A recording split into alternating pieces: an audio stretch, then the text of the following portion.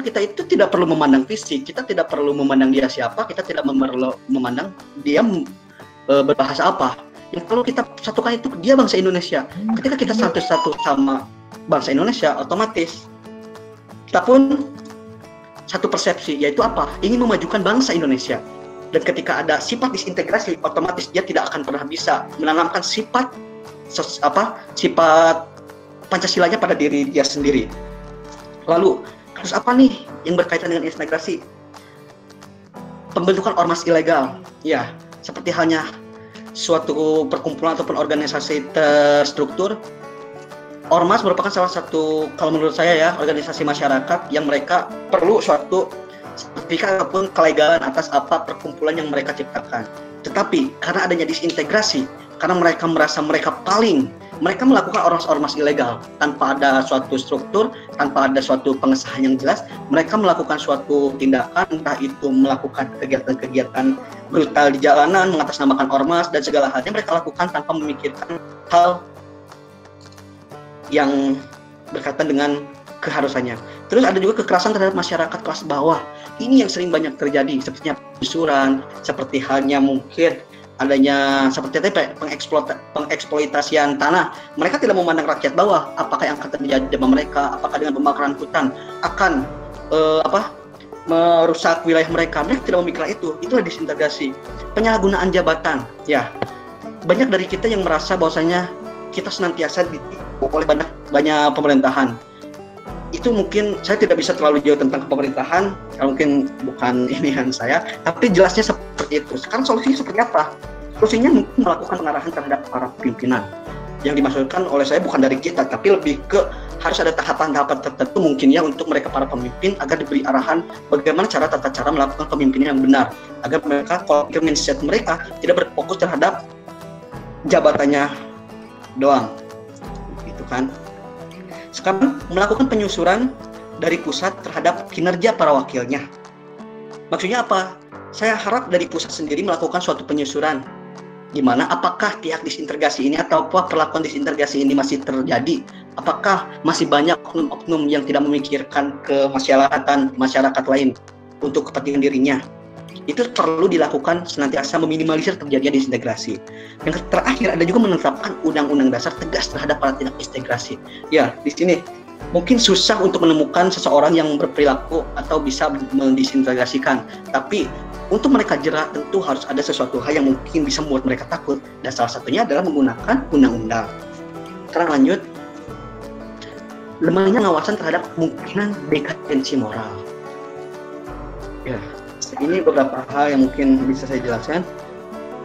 Saya menyebutkan bahwasanya kritisnya mental serta moralitas masyarakat itu diakibatkan oleh dekadensi moral. Selanjutnya ada juga merusaknya mindset para generasi akan kedaulatan Indonesia. Dengan dekadensi moral ini, mindset moral masyarakat, khususnya kita generasi muda, sangat amat miris saya rasa. Kenapa? Seperti yang kita ketahui, faktanya membuktikan bahwasanya banyak sekali kekerasan yang terjadi di sekolah. Banyak sekali, entah itu mereka berawal dari bercanda yang akhirnya mereka serius dan sampai mungkin ada yang korban jiwa gitu kan ya. Tawuran antar kampung itu masih banyak terjadi. Tawuran antar kampung, suatu hal yang sepele, diawali dari perdebatan satu dengan yang lainnya, diawali dengan komunikasi antar pribadi awalnya sehingga jadi antar kelompok yang membuat mereka jadi tawuran antar kampung. Ada juga pergaulan bebas tanpa batas. Mereka tidak mengenal batasan, mereka tidak mengenal apa itu aturan, sehingga pergaulan bebas menyelimuti pola pikir mereka. Ada juga maraknya kasus pembunuhan. Semua ini merupakan gambaran dari moralitas masyarakat yang rusak, kedaulatan Indonesia yang rusak, mindset para pemuda, para generasi muda yang cenderung sudah rusak. Karena apa? Karena adanya dekadensi moral. Hal ini karena apa? Karena banyaknya pertukaran budaya yang mungkin pemahaman masyarakat yang tadi kurangnya keluasan atau kurangnya pemahaman mereka akan kenegaraan ataupun isi Pancasila itu sendiri, meskipun ada suatu hal yang sebenarnya positif namun karena tidak mengerti akhirnya berdampak negatif. Seperti halnya kita saluran TV, nonton TV, Indonesia sudah menyatakan bahwasanya di sana ada aturan nonton, ini dikhususkan untuk siapa, itu kita bisa melihat. Tapi karena kurangnya pendidikan, minimnya pendidikan, anak itu nggak tahu itu R apa sih Bu?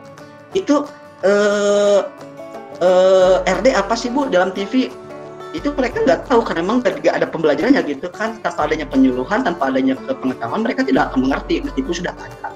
Solusinya apa? Meningkatkan peran lembaga sensor film dari Komisi Penyiaran Indonesia ini sudah dilakukan. Namun karena emang masih banyak website atau masih banyak media selain TV yang bisa masuk ke Indonesia dan bisa ditonton oleh pihak generasi muda, tanpa adanya pemilteran dan juga pemilihan yang jelas, itu semua berdampak pada dekadensi moral.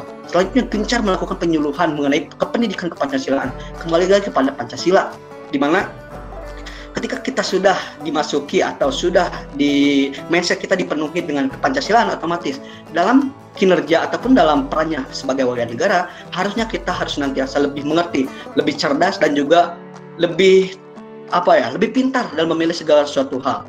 Mungkin kita bukan manusia yang sempurna, namun gak ada haknya untuk kita berusaha untuk menjadi seseorang yang hampir sempurna seperti itu kan. Untuk dengan demikian, moralitas saya rasa sangat penting ditindaklanjuti ataupun ditanamkan dalam diri kita. Terakhir, gencar melakukan patroli terhadap keamanan di berbagai wilayah. Maksudnya patroli seperti apa? Kebanyakan tugas polisi mereka mengamankan wilayahnya dengan patroli.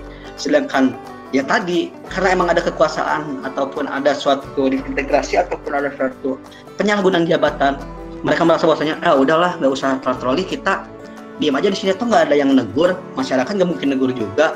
Akhirnya apa? Kan merasa atau karena merasa mereka tidak atau merasa polisi sendiri diam, akhirnya para penggeng motor mereka dengan bebas berkeluyuran, tindak pidana ataupun tawuran seperti halnya perampokan ataupun yang lainnya dengan mudahnya bisa terjadi. Itu karena kesalahan sebenarnya kesalahan dari struktur yang ada juga. Sekarang kita lanjut, adanya tidak terkendalinya penyebaran luas narkoba. Ya, narkoba merupakan salah satu masalah yang paling bermasalah di Indonesia. Faktanya menyebutkan bahwa negara Indonesia ini termasuk negara dengan jumlah bandar terbanyak di dunia ya. Pemasaran narkoba mudah dan juga mudahnya pihak asing memasok ke dalam negeri. Ini yang patut jadi poin pembelajaran untuk kita. Indonesia merupakan negara yang besar di mana negaranya itu sangat strategis. Baik segala hal mungkin bisa laku di Indonesia, termasuk narkoba. Intinya apa? Bukan narkobanya yang sebenarnya harus dituntaskan, tapi menurut saya pola pikir dan juga mindset dari anak-anaknya. Karena apa? Walaupun sebanyak apa narkoba diselundupkan ke Indonesia, ketika mindset anak-anak Indonesia sudah tahu apa resiko dari dampak narkoba, tidak mungkin mereka berani menyentuh apa itu narkoba. Karena kurangnya pola paham, karena kurangnya adanya yang tadi, kurangnya pemahaman akan fungsi dari kenegaraan itu sendiri, fungsi dari kemasyarakatan, kurangnya mereka pemahaman akan identitas nasional mereka. Akhirnya mereka dengan senantiasa mengikuti budaya luar, seolah-olah orang luar juga gaya tuh, mereka makan minuman keras, gaul kayak gitu. Itu yang ada di set anak-anak sekarang. Hasil narkoba sangat mudah diselundupkan di Indonesia. Terus mengapa pihak asing dengan mudah bisa masuk ke dalam negeri? Karena tidak sedikit kemungkinan sebenarnya bukan mereka yang masuk, tapi bangsa Indonesia sendiri yang sebenarnya meminta untuk dipasok. Ada kemungkinan seperti itu. Karena itulah kurangnya pendidikan moralisasi dari masyarakat. Karena ketika sebanyak apapun narkoba bisa masuk ke Indonesia, ketika moral dan juga pola pikir mindset anak Indonesia itu sendiri sudah dibentuk, dia tidak akan pernah bisa menyentuh, tidak mau gitu kan. Sepertinya artis terjerat kasus, ratusan pelajar banyak terjerat kasus.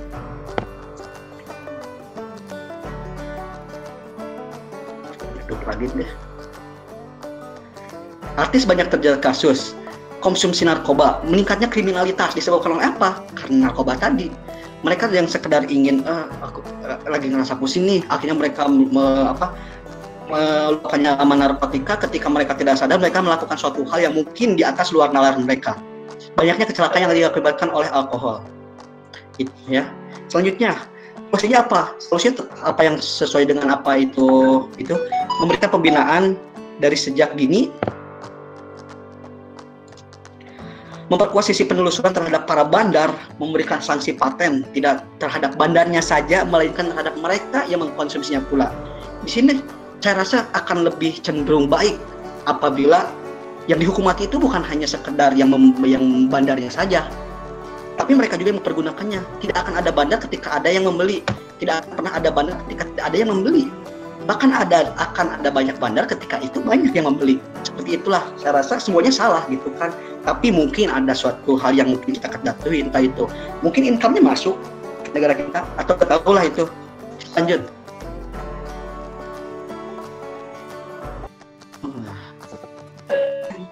Kurangnya kejujuran akan penegakan hukum yang berlaku. Kita ketahui bahwasanya faktanya pihak hukum itu masih mendengarkan jabatan seseorang. Mereka masih bertindak tidak adil, gitu kan, masih jauh dari kata peradilan bagi segenap bangsa. Kisah nenek yang digugat karena mengambil kayu, kisah nenek yang digugat karena mencuri piring. Kita ke pembahasan terakhir ya, di mana mereka merebaknya pahaman terorisme dan radikalisme. Ini sangat miris sekali ya, di mana kita negara kesatuan Republik Indonesia, kita kebinekaan tunggal ikaan kita itu seakan-akan sekarang mulai terkikis, yang di mana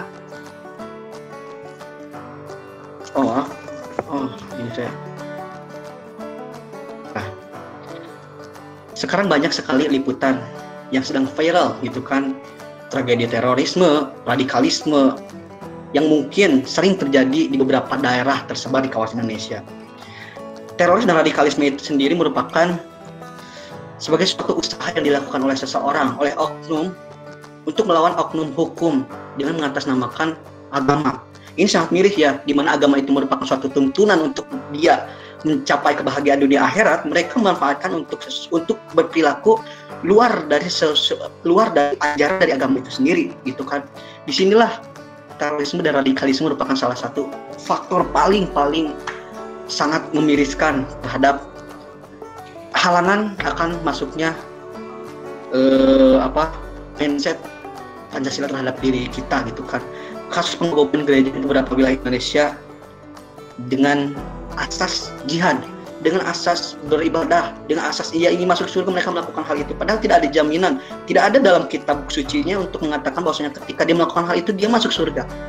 Karena adanya suatu pencucian otak, karena ada oknum-oknum tertentu yang melakukan suatu pencucian otak terhadapnya, mereka melakukan hal tersebut dengan rasa bahwa itu yang terbaik untuknya. Disinilah moralitas, karakteristik, dan juga mekanisme generasi muda dalam menjalani kenegaraannya tidak maksimal, tidak terpenuhi, sehingga mereka dengan mudahnya terpengaruh oleh para oknum terorisme dan juga radikalisme.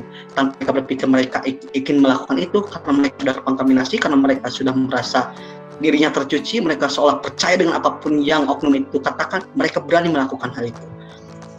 Lalu solusinya seperti apa? Melakukan penanaman jiwa anti radikalisme dari sejak dini.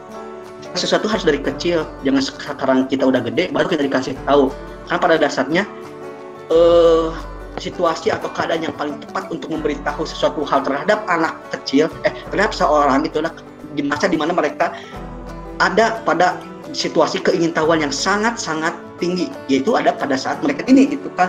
Itu sudah menjadi suatu hal yang serasa penting untuk dilakukan. Melakukan banyak penyuluhan ke berbagai daerah mengenai bahaya radikalisme itu sering dilakukan juga.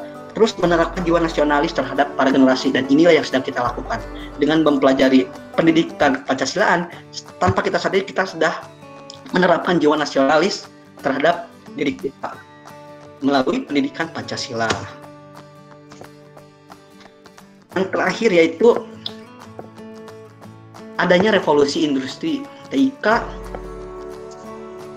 nomor 4 ya ini. Dijelaskan seperti ini. Pada dasarnya revolusi ini memang bertujuan baik, ingin memiliki banyak pengaruh positif terhadap perkembangan sejarah kehidupan manusia, gitu kan ya.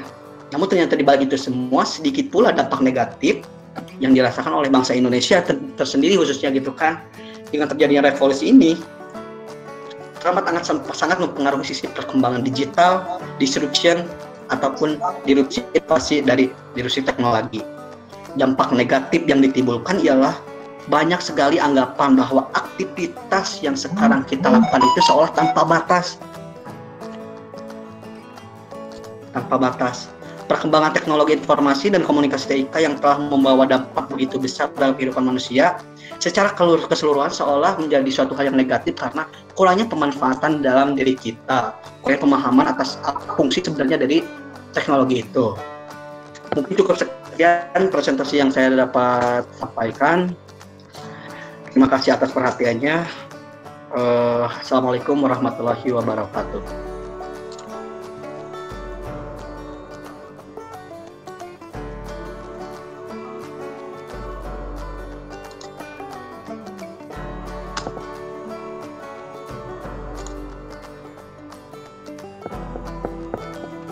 Halo, halo.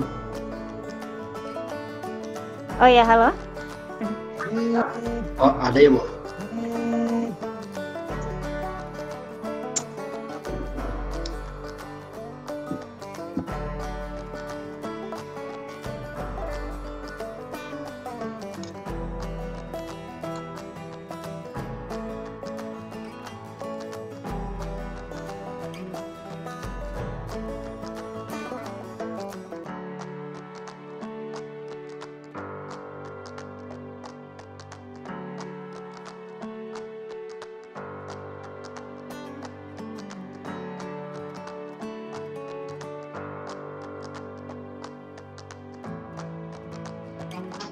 Oke, jadi tadi sudah dari Anggara ya. Selanjutnya dari siapa lagi? Antara berapa orang ini? Oke. Masih ada Ali. Itu sendiri dari Angelina. Angelin. Ya, Angelina. Oh, salah.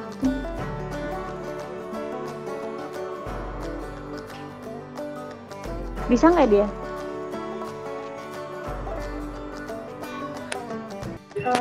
Saya nggak bisa di laptop saya, Bu. Oke. Tunggu ya.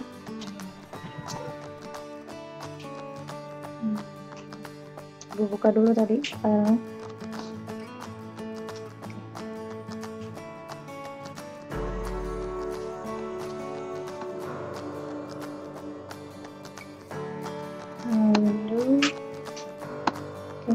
Kelihatan nggak? Kelihatan?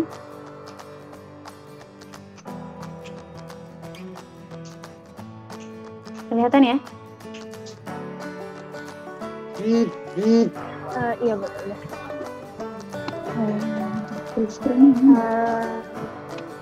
Tapi ini nggak apa-apa, Bu. Saya hampir mirip sama Angga.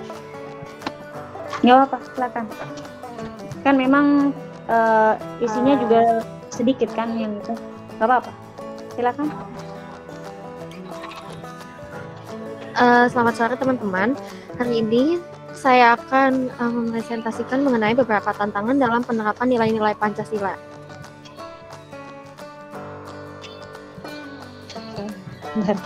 Sudah kita ketahui akan tantangan saat ini. Pertama, masalah kesadaran perpajakan.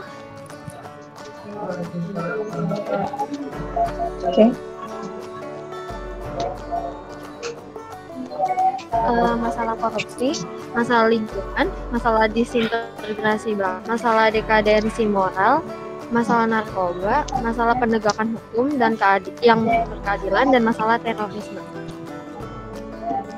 Kalau mau di next bilang ya. Oke. Oh iya, Bu. Masalah perpajakan. Sejauh ini kita ketahui masih banyak sekali masalah perpajakan yang telah terjadi di Indonesia. Contohnya seperti kita terkadang menunggak pembayaran pajak motor, pajak mobil, bahkan pajak yang lainnya, karena merasa pajak itu tidak terlalu penting. Karena beberapa orang merasa kalau membayar pajak itu yang dibayar itu tidak kelihatan hasilnya. Padahal membayar pajak itu kita dapat menggunakan fasilitas, karena dengan membayar pajak itu kan digunakan untuk kita menggunakan fasilitas yang disediakan oleh pemerintah. Selanjutnya, Bu. Ya.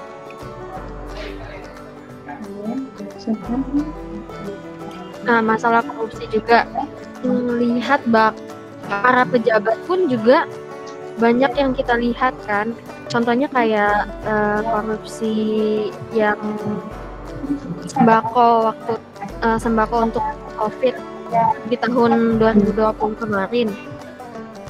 Bahkan sebenarnya kita sendiri tahu bahwa pejabat itu pasti mengerti dan tahu apa itu nilai Pancasila, ya kan? Tapi mereka masih saja melakukan masalah korupsi tersebut. Selanjutnya, Bu.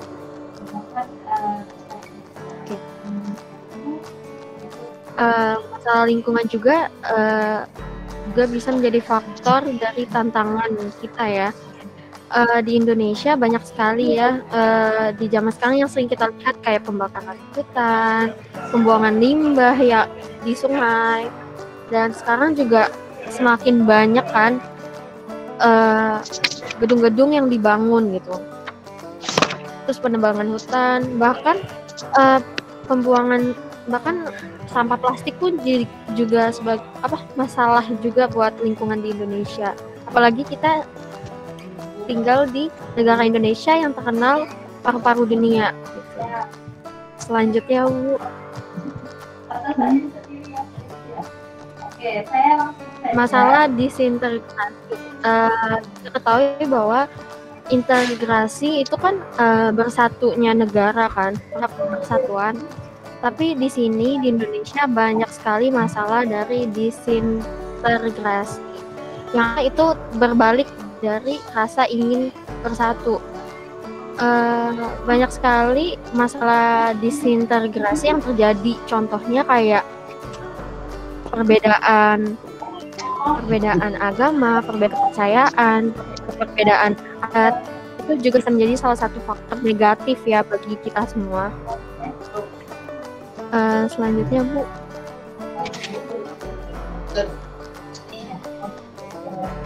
Masalah dekadensi moral juga salah satu hal itu juga menjadi fenomena materialisme, pragmatisme, hedonisme bagi masyarakat gitu pada zaman sekarang. Dan sekarang banyak sekali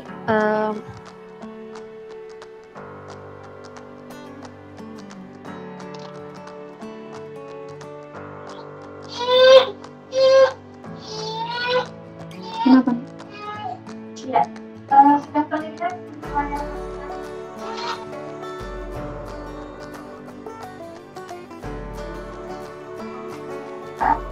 Ya. Jaringannya bermasalah ya?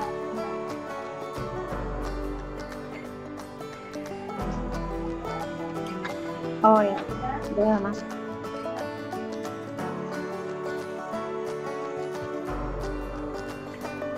Halo, Bu. Tadi kepotong suaranya. Sempat freeze tadi.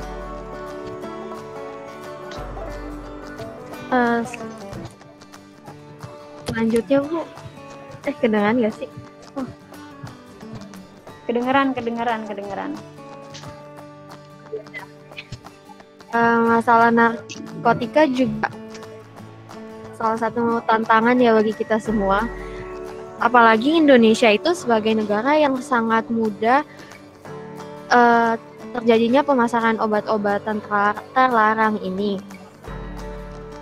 Udah seperti kita sangat mudah sekali untuk melakukan hal itu, apalagi kita ketahui dalam pemasaran obat-obatan terlarang itu mereka itu dapat diberi upah yang besar gitu. Siapa sih yang nggak tergiur gitu. Dan bahkan di penjara pun kita ketahui itu pun masih bisa adanya tuh memasar obat-obatan terlarang. Dan sampai sekarang belum ada hukuman yang bikin orang-orang jerah untuk tidak melakukan tersebut. Selanjutnya, Bu.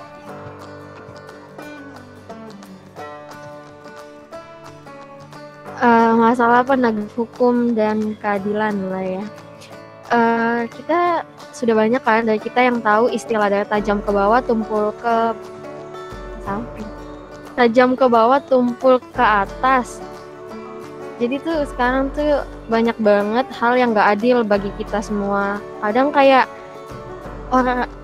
orang yang korupsi di penjaranya tuh bagus gitu, sedangkan orang-orang yang gak melakukan korupsi itu bahkan ada nenek-nenek yang hanya mencuri pisang untuk makan saja tuh itu tuh dihukum di penjara gitu kan, dan penjara yang diberikan itu juga gak layak gitu. Yang selanjutnya Bu. Dan yang terakhir itu masalah terorisme dan radikalisme. Terorisme dan radikalisme itu kekerasan fisik yang dilakukan masyarakat ya. Biasanya yang melakukan ini itu masyarakat yang kurang pendidik, terus yang bermasalah dalam perekonomian juga, yang mereka tuh kurang memahami. Contohnya kebanyakan kayak kita tuh diajarin buat berdemo aja kan dengan cara yang baik, tapi mereka itu melakukan kekerasan fisik berbahaya gitu dan bersifat mengancam gitu. Menurut saya solusi untuk tantangan-tantangan ini semua itu kita untuk generasi selanjutnya di bawah kita akan lebih baik lagi kita ajarkan dan diberi pendidikan Pancasila lagi yang lebih baik agar mereka bisa menggantikan generasi di atas yang sudah kurang moral. Terima kasih.